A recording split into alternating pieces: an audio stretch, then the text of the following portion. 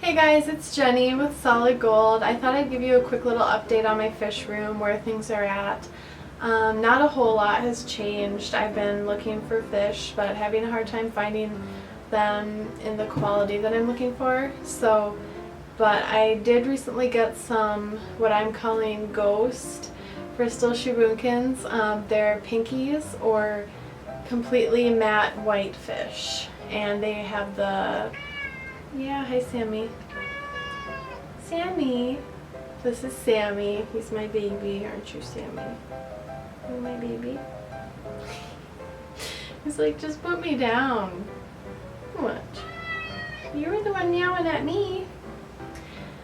Anyways, so I put my new bristols in the 75-gallon tank, which used to be a home to Clover, Luca, and Felix.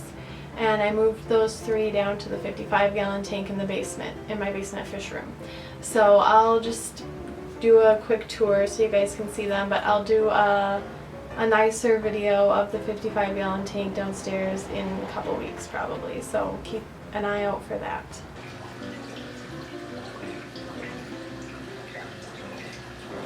Roger, what are you doing?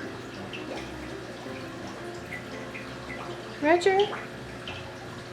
What are you doing? Alright, so here's the fish room, and right away you can see my three fishies in there. There's Luca at the top, and Felix down there in the bottom, and then Clover way over there.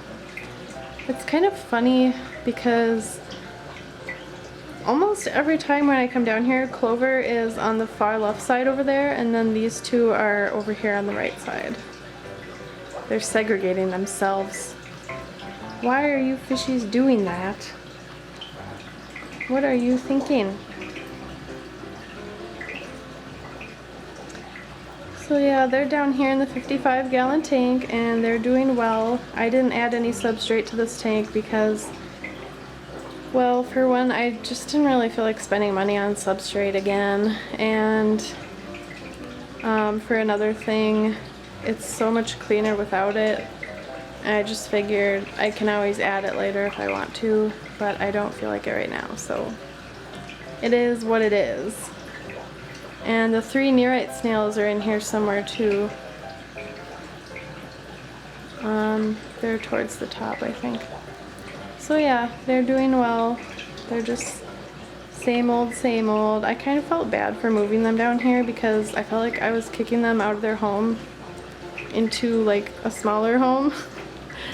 But this is still plenty of space for them. They're not cramped at all. I mean, I don't really like the 55-gallon tanks because look how narrow it is.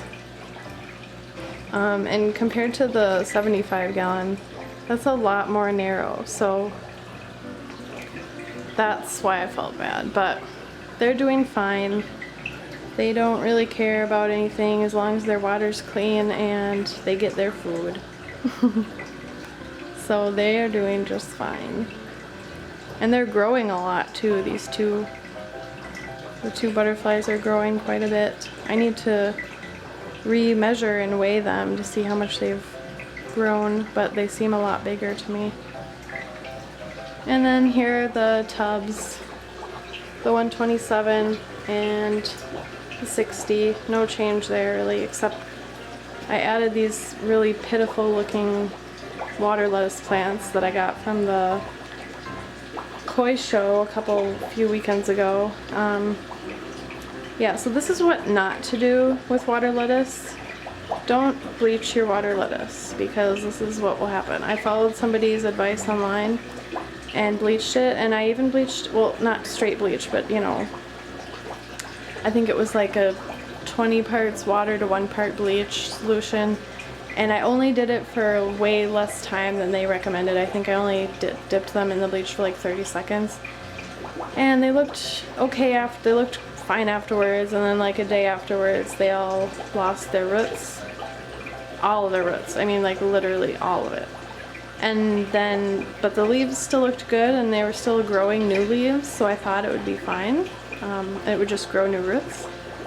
But no, one by one all the leaves died, and now all I have left is a few sad looking pieces that I'm not sure if they're gonna live or die. So let that be a lesson to you all. Don't bleach your water lettuce because it's not gonna end well, all right?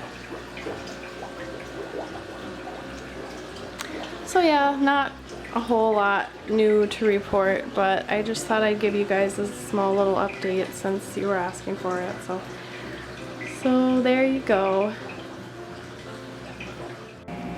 And then upstairs here is the 75-gallon tank that the trio used to live in, and now my ghost bristols are in here. And I already posted a video of them a little while ago. You guys can go check out if you haven't seen it already. That shows them better, but yeah, they're doing really well. I set up an auto feeder up there to feed them because they're only 8 months old, and so I want to make sure they don't get stunted or anything. And I'm not home all day to feed them, so I got an auto feeder going there. Alright guys, I hope this update was to your liking, and thanks for watching, and I'll see you in my next video.